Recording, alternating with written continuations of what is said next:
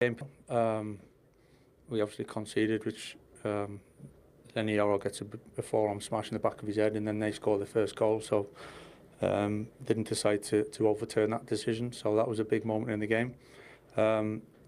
We didn't quite have the rhythm. We didn't click. We had some moments, but it wasn't quite there for large parts of the first half. And then second half, I thought the boys, the way they went around it and stayed positive and fought for everything and tried to get something out of the game after another shocking decision to send Leeds off. It's 2 games in a row we've had decisions like that go against us, but that one, I have to say, was one of the worst I've seen.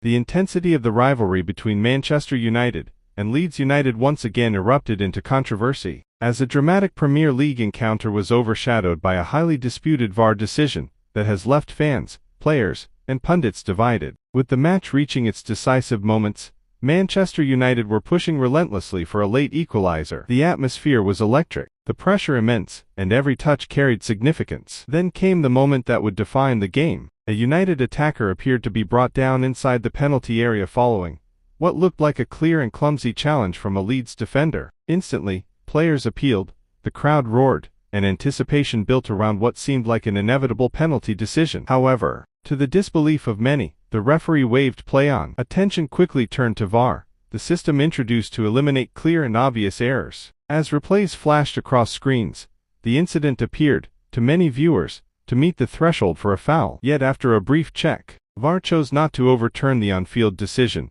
sparking outrage among Manchester United supporters. The reaction was immediate and intense. United players surrounded the referee in protest, while fans inside the stadium and across social media voiced their anger. For many, this was not just about a single decision, but part of a growing frustration with the perceived inconsistency of VAR in the Premier League. Critics argue that such moments undermine the credibility of the system. VAR was designed to bring clarity and fairness, yet decisions like this continue to fuel debate rather than settle it. Supporters pointed to similar incidents in previous matches where penalties were awarded under comparable circumstances, questioning why this particular challenge did not result in the same outcome. From Leeds United's perspective, the decision was a moment of relief. In an otherwise tense defensive display, they held firm in the closing stages, ultimately securing a result that will be remembered as much for controversy as for performance. For Manchester United, however, the aftermath is filled with frustration and unanswered questions. Dropping points in such circumstances could have significant implications